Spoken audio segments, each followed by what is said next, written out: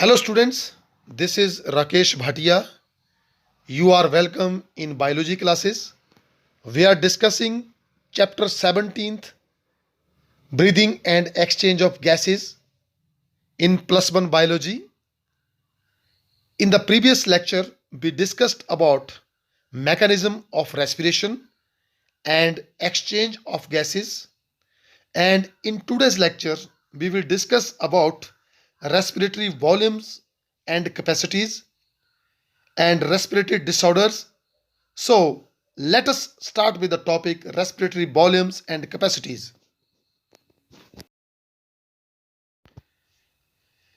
Under normal conditions, the average adult takes 12 to 15 breaths a minute. Normal condition में जब हम बैठे होते हैं तो एक अडल्ट आदमी जो है 12 से 15 बार सांस लेता है एक मिनट में. A breath is one complete respiratory cycle.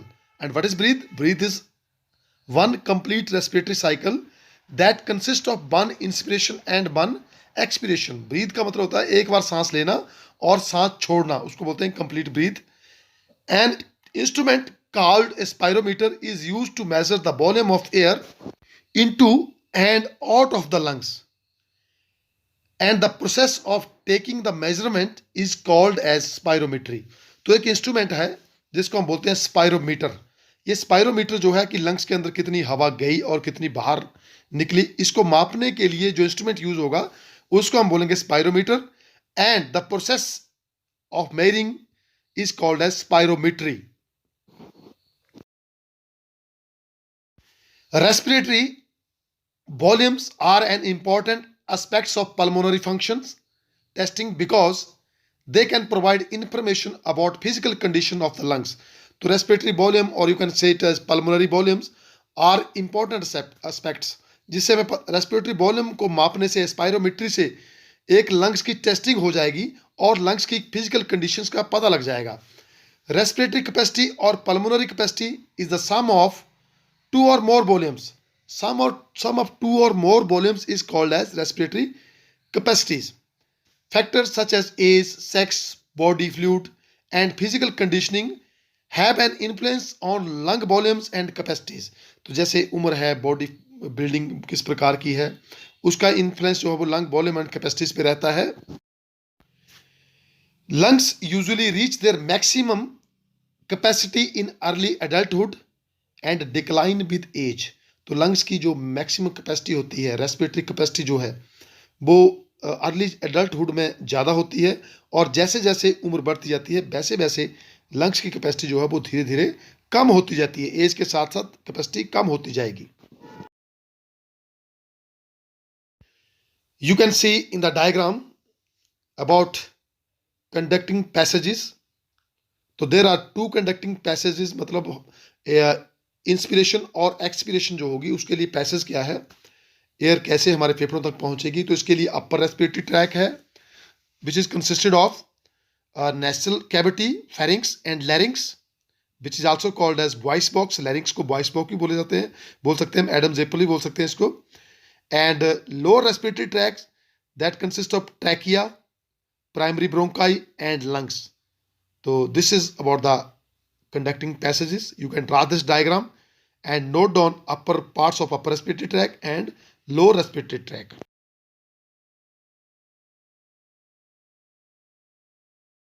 A number of lung volumes can be measured by spirometry. तो ये जो लंग वॉल्यूम्स हैं उनके क्या क्या नाम है? First is tidal volume, inspiratory reserve volume and expiratory reserve volume. However, measurement of residual volume, functional residual capacity and total lung capacity is through body plethysmography, nitrogen washout and helium dilution technique. तो residual volume और functional residual volume capacity और total lung capacity को major करने के लिए हम plethysmography का प्रयोग करते हैं. नाइट्रोजन वाशआउट टेक्निक है एंड हीलियम डिल्यूशन टेक्निक है. इनका प्रयोग जो है ये इन वॉल्यूम्स को, रेजिडुअल वॉल्यूम एटसेट्रा को मेजर करने के लिए किया जाता है. So let us discuss one by one. First is tidal volume. It is the amount of air that can be inhaled or exhaled during one respiratory cycle. तो एक respiratory cycle में कितनी एयर जो है अंदर ली जाएगी और कितनी एयर बाहर कर एक्सहेल की जाएगी, उसको हम बोलते हैं tidal volume. This depicts the function of the respiratory centre, respiratory muscles and the mechanism of lungs and chest wall. ये जो है डिपिक्ट करता है कि हमारा रेस्पिरेटरी सेंटर कैसे काम कर रहे हैं, रेस्पिरेटरी मसल्स कैसे काम कर रहे हैं, और लंग्स और चेस्ट वॉल का मैकेनिज्म क्या है। तो this is called the tidal volume, means amount of air inspired or expired during one normal breath. The normal adult value is 10% of vital capacity.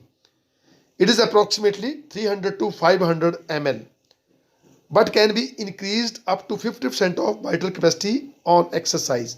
तो ये जो है 300 से 500 ml जो हवा है वो हम नॉर्मल ब्रीथ के टाइम में इनटेक करते हैं उसका, और एक्सहेल भी करते हैं। तो उसको हम क्या बोलते हैं, tidal volume. Then we have inspiratory reserve volume. It is the amount of air that can be forcibly inhaled after normal tidal volume. मतलब हम नॉर्मली सांस लेते हैं लेकिन उसके बाद हम जोर से सांस लेते हैं, मीन फोर्सिबल इनहेलेशन करते हैं। तो उसको हम क्या बोलते हैं, IRB, that is inspiratory reserve volume. IRB usually kept in reserve but is used during deep breathing. The normal adult value is 1900 to 3300 ml. तो IRB की जो नॉर्मल वैल्यू है 1900 से लेके 3300 मिलीलीटर तक की वैल्यू है इसकी इंस्पिरेटरी रिजर्व वॉल्यूम की। मीन्स जब हम जोर से सांस लेते हैं टाइडल वॉल्यूम के बाद, जब जोर से सांस लेंगे तो उसको हम बोलेंगे IRV। Then next we have expiratory reserve volume. It is the volume of air that can be exhaled forcibly after exhalation of normal tidal volume. अब नॉर्मल टाइडल वॉल्यूम वो वॉल्यूम होता है जब हम आराम से सांस छोड़ रहे हैं। आराम से सांस छोड़ने के बाद फोर्सिबली जब हम दोबारा सांस छोड़ते हैं तो उसको हम क्या बोलेंगे, expiratory reserve volume. The normal adult value is 700 to 1200 ml. ERB is reduced with obesity, ascites or after upper abdominal surgery. अगर एब्डोमिनल सर्जरी होती है या एस्केरियोसिस होता है, बॉडी में ओबेसिटी होती है, मोटापा होता है, तो एक्सपिरेटरी रिजर्व वॉल्यूम जो है वो रिड्यूस हो जाता है, कम हो जाता है। Then we have residual volume. It is the volume of air remaining in the lungs after maximum in exhalation।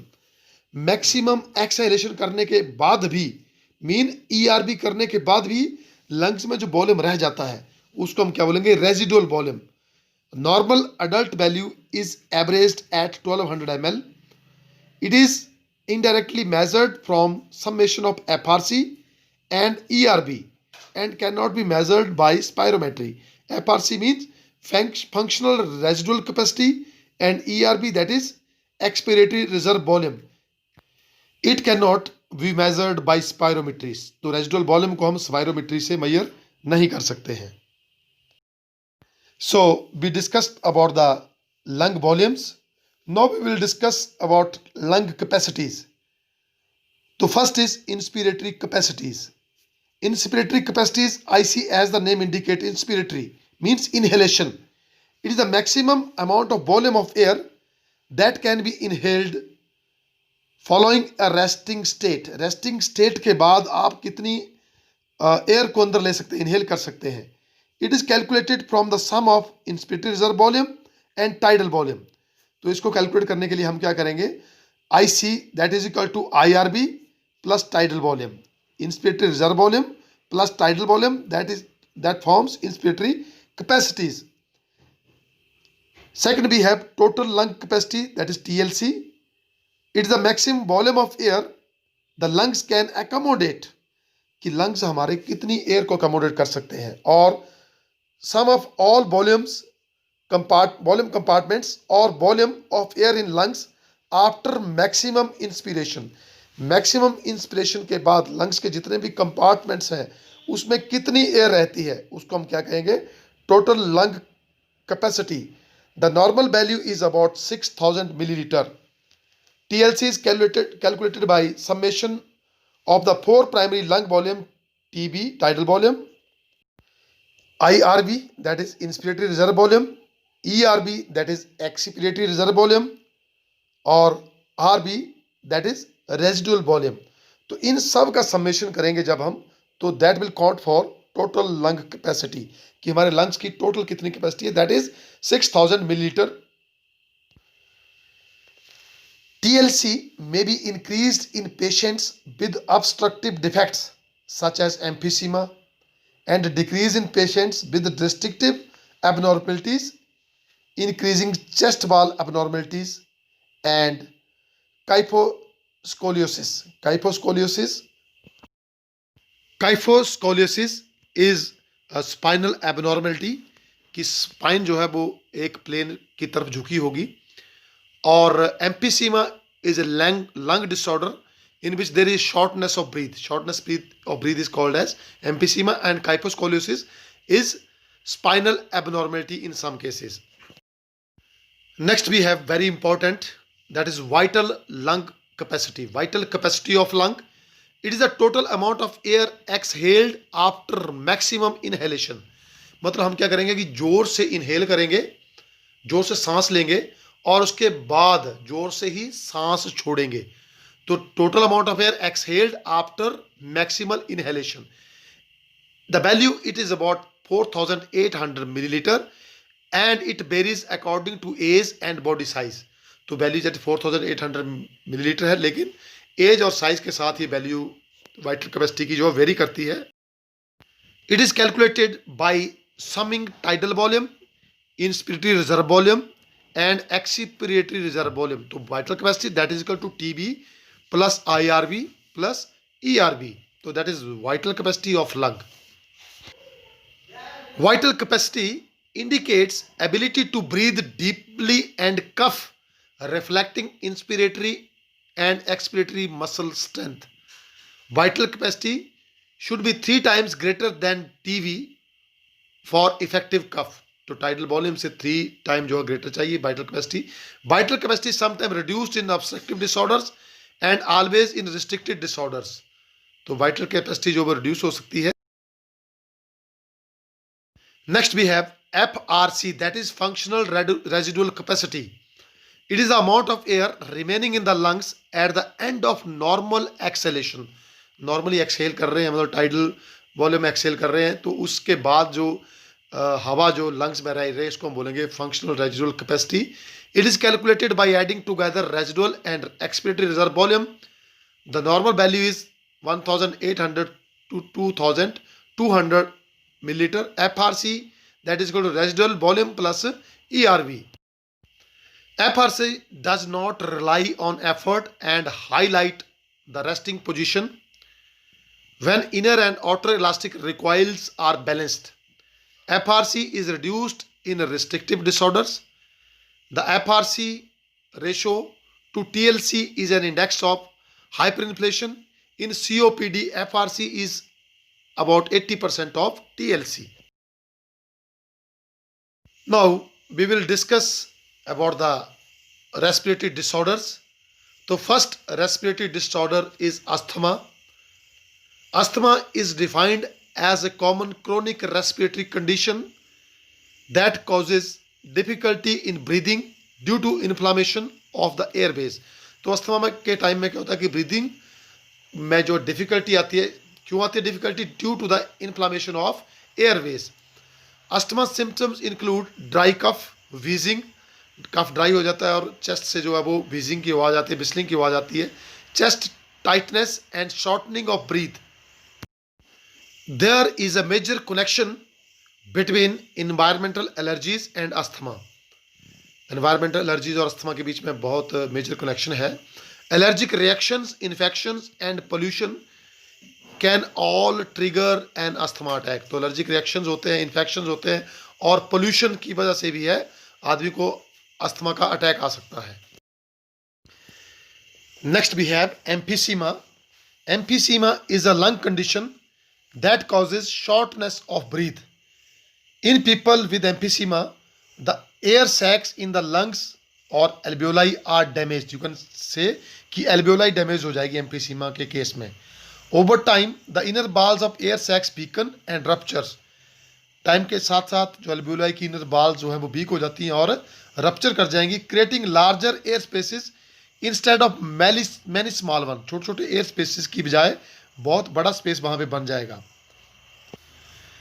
This reduces the surface area of the lungs and in turn the amount of oxygen that reaches your blood stream, तो इससे क्या होगा कि lungs का जो surface area जो है वो कम हो जाएगा। So during emphysema when we exhale the damaged alveoli don't work properly and old air becomes trapped leaving no room for fresh air, तो ओल्ड एयर जो है वो फेफड़ों में रह जाएगी और फ्रेश एयर के लिए जगह नहीं बचेगी। Emphysema and chronic bronchitis are two conditions that make up chronic obstructive pulmonary disease, that is COPD. COPD, that is chronic obstructive pulmonary disease. Smoking is the leading cause of COPD. COPD का जो main cause है that is smoking. So we should avoid smoking. Treatment may slow the progression of COPD. तो COPD जो है वो treatment से कम हो सकती है, but it can't reverse the damage, लेकिन जो एक बार स्मोकिंग से डैमेज हो चुकी है वो रिवर्स नहीं हो सकती। तो we should encourage the people for not smoking. Next we have occupational respiratory disorders. Occupational respiratory disorder disease is an lung condition you get at work. ये जो बीमारी है आप कहाँ से लेते हो? वर्क प्लेस से लेते हो। That is called as occupational. Occupational मतलब ऑक्यूपेशन मीन आप जो काम करते हैं। It occurs because of repeated exposure to certain toxins. You can even get a disease long after being expose to those toxins. जब किसी टॉक्सिन्स वाली जगह पे आप काम करते हैं तो आपको क्या हो सकता है? ऑक्यूपेशनल रेस्पिरेटरी डिसऑर्डर हो सकते हैं। The most common are coal mines and factories or areas with high amount of toxins. Coal mines और फैक्ट्रीज जो हैं जब वहाँ पर हाई अमाउंट ऑफ टॉक्सिन्स होते हैं। These include asbestos and silica dust as well as smoke fumes gases and other particles. तो ये सब जो फैक्ट्रीज हैं वो ऑक्यूपेशनल रेस्पिरेटरी डिसऑर्डर क्रिएट कर सकती हैं। Types of occupational respiratory diseases include coal workers, that is pneumoconiosis. Pneumoconiosis, also known as black lung disease. Asbestosis, silicosis, farmer's lung, also known as allergic alveolitis. तो farmer's lung disease जो है that is also known as allergic alveolitis. So this is all about the respiratory disorders and lung capacities and lung volumes. So students, you might have learned all about this topic. Draw the diagrams wherever necessary and consult your books for more details and make the notes properly. Thanks and have a nice day.